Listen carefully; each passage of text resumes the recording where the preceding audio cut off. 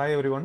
இந்த வீடியோல நம்ம என்ன பார்க்க போறோம்னா JDK, JRE, JVM, Interpreter and JIT Compiler அப்படின்னா என்ன, இதோடைய ரோல்ஸ் அண்ட் ரெஸ்பான்சிபிலிட்டிஸ், ஜாவால என்ன பண்ண போகுது அப்படிங்கிறத நம்ம பார்க்க போறோம். வீடியோ நம்பர் 2ல JDK எப்படி டவுன்லோட் பண்ணிட்டு இன்ஸ்டால் பண்றது அப்படிங்கிறத பார்த்தோமா. இப்போ JDKனா என்னன்னு தெரிஞ்சுக்கலாம். இன்டர்வியூ பெர்ஸ்பெக்டிவ்னு ரொம்ப முக்கியமான ஒன்று தான். தியரியாக தான் இருக்க போகுது இந்த வீடியோ, பட் இந்த கதையை கண்டிப்பாக தெரிஞ்சுக்கங்க. ஓகேவா? ஓகே. இப்போ JDK அப்படிங்கிறத என்ன சொல்லுவாங்கன்னா ஜாவா டெவலப்மெண்ட் கிட் அப்படின்னு சொல்லுவாங்க. ஓகேவா? ஜாவா டெவலப்மெண்ட் கிட் சொல்லுவாங்க. அதாவது நம்ம ஒரு ஜாவா அப்ளிகேஷன் ரெடி பண்ண போகிறோம், டெவலப் பண்ண போகிறோம்னா கண்டிப்பாக JDK இன்ஸ்டால் பண்ணியிருக்கணும். அப்போ தான் நம்மளால் ஜாவா ப்ரோக்ராம் டைப் பண்ண முடியும், தென் எக்ஸிக்யூட் பண்ண முடியும். ஓகேவா? ஸோ அதை தான் JDK is a software development kit used to develop Java applications அப்படிங்கிறாங்க. இப்போ இந்த JDKக்குள்ள என்னெல்லாம் இருக்கு அப்படின்னு பார்த்தீங்கன்னா கம்பைலர் இருக்கான். கம்பைலருங்கிறது தான் ஜாவா சி அப்படின்னு சொல்லுவோம். Java C file name dot Java அப்படின்னு ரன் பண்ணுவோம்ல, ஸோ அது கம்பைலர். ஓகேவா? ஜாவா கம்பைலரை வச்சு ஃபைல் நேம் டாட் ஜாவா அப்படின்னு நம்ம ரன் பண்ணுவோம். இதை ரன் பண்ணி முடிச்சதுக்கப்புறம் ஃபைல் நேம் டாட் கிளாஸ் அப்படிங்கிற பைட் கோடு நமக்கு கிடைக்கும். ஓகேவா? தென் டீபக்கர் என்ன பண்ணுவானா எரர் ஃபைன் பண்ணி, ஓகேவா, எரர் ஃபைன் பண்ணி அதை ஃபிக்ஸ் பண்ணுறதுக்கு ஹெல்ப் பண்ணுவான். இப்போ இவன் என்ன பண்ணுவானா, இவன் அதான் ஜாவா சி கம்பைலர் என்ன பண்ணுவானா கம்பைல் டைமில் எரர் செக் பண்ணுறேன். ஓகேவா? உங்களுக்கு லைன் பை லைன் எரர் வந்து செக் பண்ணணும் உங்கள் கண் பார்வையில் அப்படிங்கன்னா நீங்கள் டீபக்கர் யூஸ் பண்ணலாம். அதுக்கு ஒரு கமெண்ட் இருக்குது, இப்போ கொஞ்சம் நேரம் கழிச்சு பார்க்கலாம். ஓகேவா? அடுத்து ஜாவா டாக். இப்போ ஜாவா டாக் என்னன்னா நீங்கள் எழுதியிருக்க கோடை HTML ஃபார்மெட்டில் வேணும், HTML டாக்குமெண்ட்ஸாக வேணும்னா நீங்கள் இந்த கமெண்ட் எக்ஸிக்யூட் பண்ணலாம். ஓகேவா? இது மூணு காம்பனண்ட். ஓகேவா? அடுத்து பார்த்தீங்கன்னா JRE, அடுத்து JVM. இது தனியாக இப்போ பார்க்கலாம். இப்போ கம்பைலர் இப்போ ஏற்கனவே நிறைய தடவை பார்த்தாச்சு. என்ன பண்ணோம், ஜாவாவுடைய சோர்ஸ் கோடை பைட் கோடை கன்வெர்ட் பண்ணும். இந்த பைட் கோடு எதில் இருக்குது, ஃபைல் நேம் டாட் கிளாஸ், அதாவது இங்கே டெஸ்ட் டாட் ஜாவான்னு இருந்தால் டெஸ்ட் டாட் கிளாஸ் அப்படிங்கிறது இதில் இருக்கும். ஓகேவா? இவன் தான் என்னது பைட் கோடு உள்ள இருக்கான். இப்போ இந்த பைட் கோடு தான் என்னதுப்பா, என்னன்னு சொல்லுவோம், பிளாட்ஃபார்ம் இண்டிபெண்ட் அப்படின்னு சொல்லுவோம். ஓகேவா? பிளாட்ஃபார்ம் இண்டிபெண்ட் அப்படின்னு சொல்லுவோம். தென் டீபக்கர் என்ன பண்ணுன்னு சொன்னேன், இப்போ தான் சொன்னோம், எரரை கண்டுபிடிச்சு ஃபிக்ஸ் பண்ண ஹெல்ப் பண்ணும். அது எப்படி அப்படின்னு பார்த்தீங்கன்னா, இங்கே நீங்கள் வந்து பைட் கோடாக கன்வெர்ட் பண்ணிட்டீங்கல்ல, அந்த பைட் கோடு கன்வெர்ட் பண்ணதுக்கு பிறகு இந்த கமாண்டை எக்ஸிக்யூட் பண்ணுங்க, JDP ஸ்பேஸ் விட்டு டெஸ்ட், அதாவது ஃபைல் நேம்.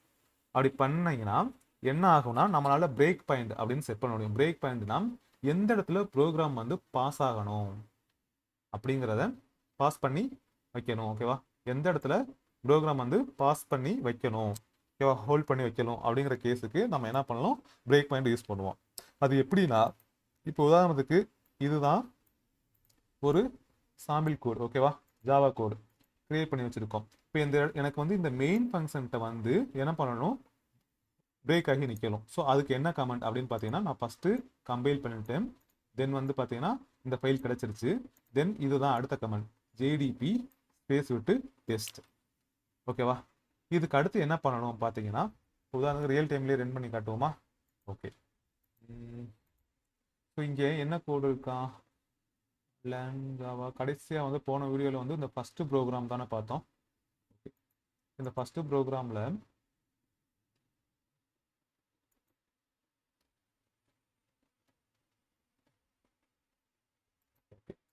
எனக்கு வந்து இந்த ஃபஸ்ட்டு ப்ரோக்ராமில் லைன் பை லைன் எக்ஸிக்யூட் பண்ணணும். ஓகேவா? இதெல்லாம் இது பண்ணிடுவான், இக்னோர் பண்ணிடுவான். கமெண்ட் லைன்லாம் லைன் பை லைன் எக்ஸிக்யூட் பண்ணணும்னா எனக்கு இதை என்ன பண்ணணும் அப்படின்னு பார்த்தீங்கன்னா, இந்த இடத்துல போயிட்டு CMD அப்படின்னு டைப் பண்ணுங்க. ஓகேவா? CMDன்னு டைப் பண்ணியாச்சு. டைப் பண்ணதுக்கு பிறகு கம்பைலர் யூஸ் பண்ணணும். கம்பைலருக்கு என்ன கமெண்ட், ஜாவா சி, இதோட பேர் என்ன வச்சோம், ஃபஸ்ட்டு ப்ரோக்ராம் வந்துச்சா, first program dot Java. So compile ஆகிடுச்சு. இங்கே போய் பார்ப்போம், நமக்கு ஃபைல் கிடச்சிருச்சு. ஓகேவா? ஃபஸ்ட்டு ப்ரோக்ராம் டாட் கிளாஸ் அப்படிங்கிற ஃபைல் கிடச்சிருச்சு. நெக்ஸ்ட்டு என்ன பண்ணலாம் அப்படின்னா, JDP அடுத்து பார்த்தீங்கன்னா ஃபஸ்ட்டு ப்ரோக்ராம் அப்படின்னு கொடுத்தோம்னா இன்ஸ்லைசிங் JDP அப்படின்னு காட்டுதா. இப்போ இனிஷியலைஸ் ஆயிடுச்சு. தென் என்ன பண்ணணும் அப்படின்னு பார்த்தீங்கன்னா, இப்போ எனக்கு வந்து மெயின் ஃபங்க்ஷன் தான் வந்து பிரேக் பாயிண்ட் அப்படின்னா என்ன பண்ணணும்னா, இந்த ஸ்டாப் அப்படிங்கிற கமெண்ட் இருக்குல்ல, இதை எடுத்துட்டு வந்துட்டு நமக்கு ஃபைல் நேம் என்ன வச்சுருந்தோம்னா, என்னப்பா வச்சுருந்தோம், ஃபஸ்ட்டு ப்ரோக்ராம் அப்படின்னு வச்சுருந்தோம். ஃபஸ்ட்டு ப்ரோக்ராம் அப்படின்னு வச்சுருந்தோம்.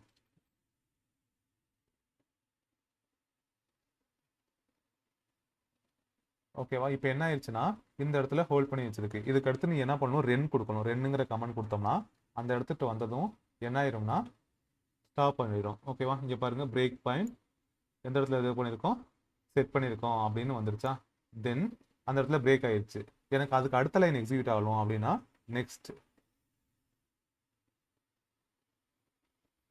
நெக்ஸ்ட்ல என்ன இருக்கு, வெல்கம் ஸ்டெப் வந்து வெல்கம். ஆமாம் ஆமாம், வெல்கம்னு இருக்கானா. ஓகே, ஆமாம், லைன் நம்பர் 9 வந்து எக்ஸிக்யூட் ஆயிருக்கா.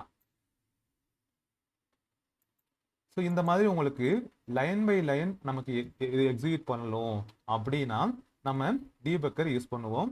ஐடியில், அதாவது ஐடி மீன்ஸ் எக்லிப்ஸ், அங்கெல்லாம் வந்து டிஃபால்ட்டாக உள்ளேயே இருக்கும். இந்த மாதிரி கமெண்ட் பேட் வழியாக பண்ண தேவையில்லை. இப்போ நீங்களும் இவ்வளோ டெப்த்தாக தெரிஞ்சுக்கணுங்கிற அவசியம் இல்லை. ஜஸ்ட் டீபக்கர் என்ன பண்ணும் அப்படிங்கிறதுக்காக இதை ரன் பண்ணி காட்டியிருக்கேன். தென் பார்த்தீங்கன்னா ஜாவா டாக் சொன்னா, ஜாவா டாக் வேணும்னா இப்போ தான் சொன்னோம், இந்த கமெண்ட்டை நீங்கள் எக்ஸிக்யூட் பண்ணீங்கன்னா உங்களுக்கு HTML டாக்குமெண்ட்டாக கிடைக்கும். ஃப்ரீயாக இருக்கிறப்ப ரன் பண்ணி பாருங்க. ஓகேவா? தென் JRE. ஓகேவா? JRE தான் அடுத்த பார்ட்டு. இப்போ JRE என்ன பண்ணும் அப்படின்னு பார்த்தீங்கன்னா, ஜாவா ரன் டைம் என்வரான்மெண்ட் அப்படின்பாங்க. இப்போ நம்மக்கிட்ட நம்ம அப்ளிகேஷன்லாம் டெவலப் பண்ணலை, நம்மகிட்ட ஜாவா அப்ளிகேஷன் தான் இருக்குது. ஜஸ்ட் அதை ரன் பண்ணுறதுக்கு என்ன தேவை அப்படின்னு கேட்டிங்கன்னா JRE தான் வேணும். அது JRE provides the environment required to run Java applications. நமக்கு ஜாவா அப்ளிகேஷனை ரன் பண்ணுறதுக்கு மட்டும் ஹெல்ப் பண்ணும். ஓகேவா? டெவலப் பண்ணுறதுக்கு ஹெல்ப் பண்ணாது. உதாரணத்துக்கு .jre ஃபைல்லாம் இருக்கும் இந்த எக்ஸ்டென்ஷனில். ஓகேவா? ஸோ இந்த மாதிரி ஃபைல்ஸ்லாம் நம்ம ரன் பண்ணணும் அப்படின்னா நமக்கு JRE நம்ம மிஷினில் இன்ஸ்டால் ஆகியிருக்கணும்.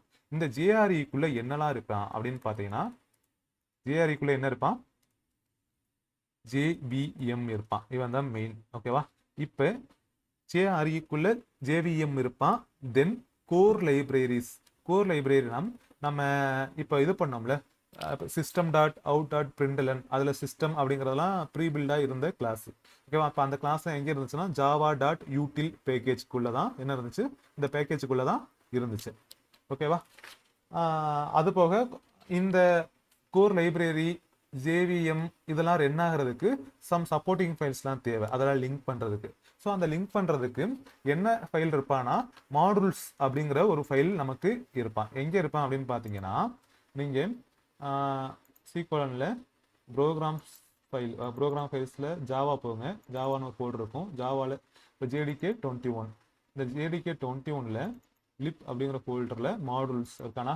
இவன் தான் நமக்கு அந்த கோர் லைப்ரரி அண்ட் ஆல்சோ எது JVM எல்லாம் ரன் பண்ணுறதுக்கு நமக்கு சப்போர்ட்டிங் இதுவாக இருக்கிறது இவன் தான். ஓகேவா? இந்த மாடுல்ஸ் தான். அது போக JRE இருக்குது பார்த்தீங்களா. JRE வந்து நம்ம தனியாலாம் டவுன்லோட் பண்ணி இன்ஸ்டால் பண்ண மாட்டோம். அது எப்போ பண்ணுவோம்னா JDKல 1.8 வெர்ஷன், 1.8 தான் 8ன்னு சொல்லுவாங்க. ஓகேவா? 1.8 வெர்ஷன் வர வரையும் JDK தனியாகவும் JRE தனியாகவும் நம்ம இன்ஸ்டால் பண்ணால் தனித்தனி ஃபோல்டரில் காட்டும். ஆனால் அதுக்கப்புறம் என்ன ஆச்சுன்னா JDK கூடயே மெர்ஜ் பண்ணிட்டாங்க.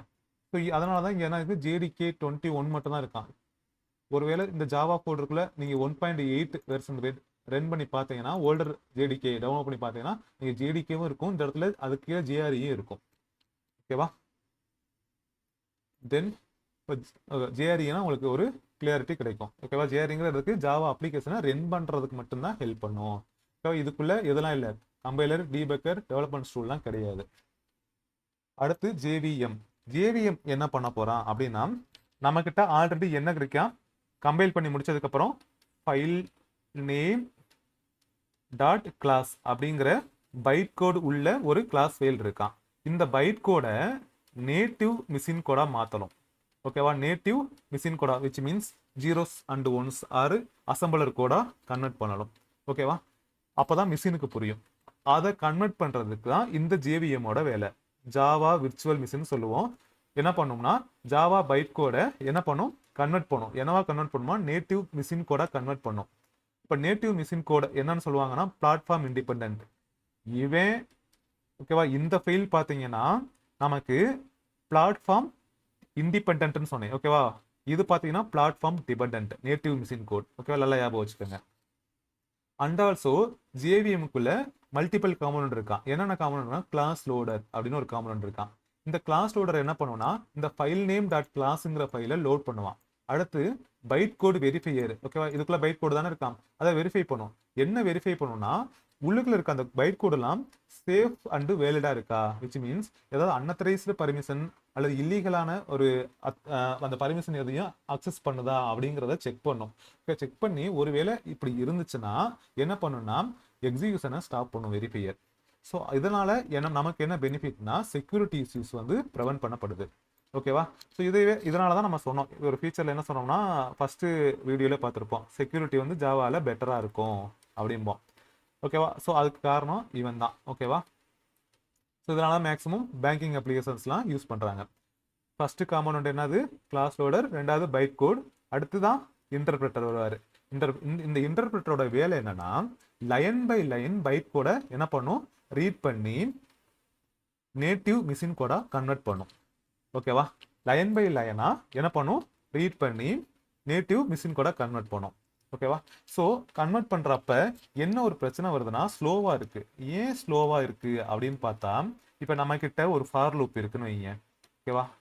For loop integer I equal to 0, then I less than or 5, then 5க்கு பதிலாக இந்த இடத்துல ஒரு 100 இருக்கதா வைங்க.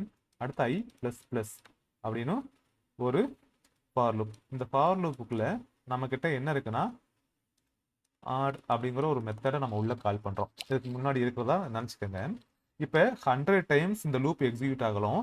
அண்ட் ஆல்சோ இந்த ஆடுங்கிற மெத்தடு 100 டைம் இது கால் பண்ணிட்டே இருக்கு. ஓகேவா?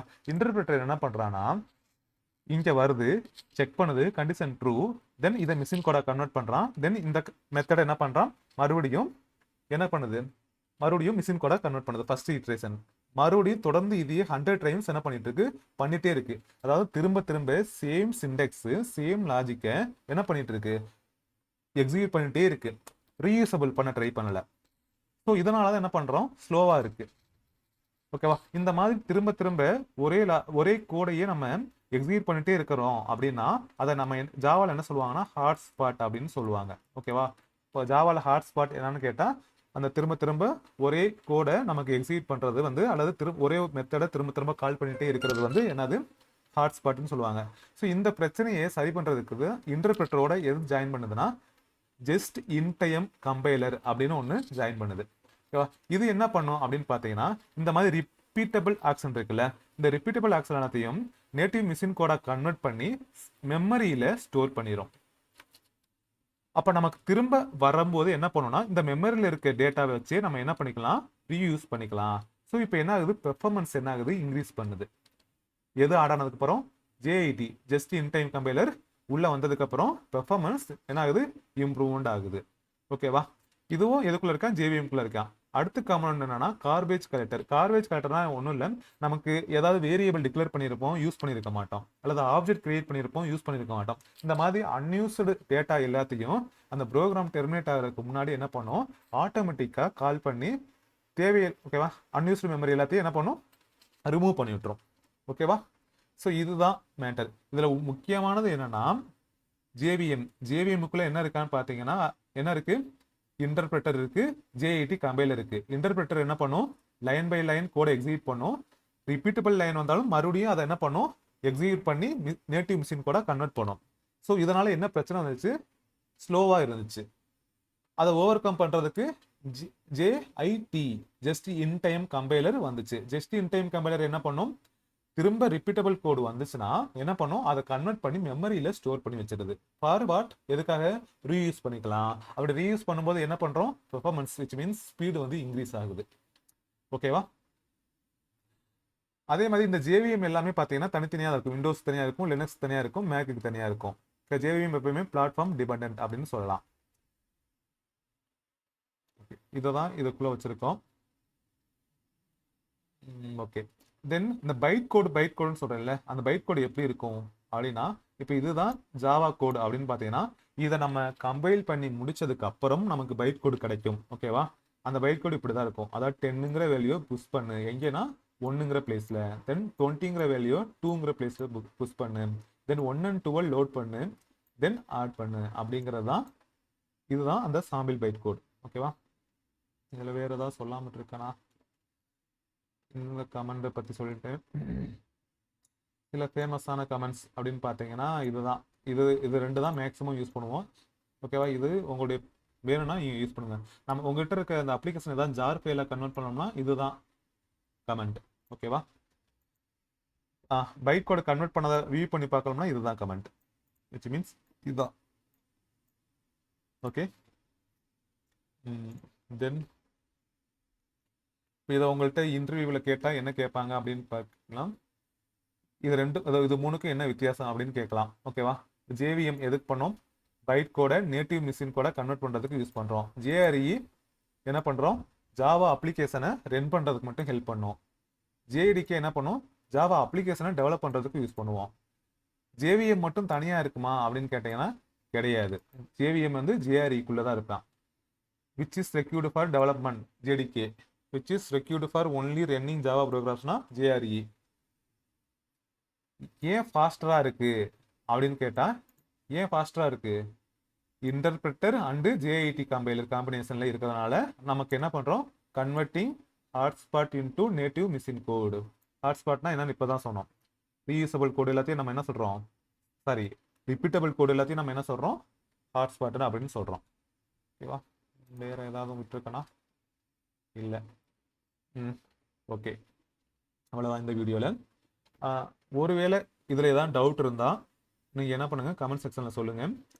ஓகேவா? ஏதாவது ஆடியோவில் பிரச்சனைனாலும் எனக்கு இன்ஃபார்ம் பண்ணுங்கள். ஓகேவா? தேங்க்யூ. மறக்காமல் சேனலை சப்ஸ்கிரைப் பண்ணுங்கள். அடுத்த வீடியோவில் நம்ம என்ன பார்க்கலாம்னா, வேரியபிள்ஸ்னால் என்ன, அதாவது வேரியபிள்ஸ் டைப் ஆஃப் வேரியபிள்ஸ் பார்க்கல, வேரியபிள்ஸ்னால் என்னென்னு பார்த்துட்டு டேட்டா டைப்ஸ் பற்றி பார்க்க போகிறோம். Okay, thank you.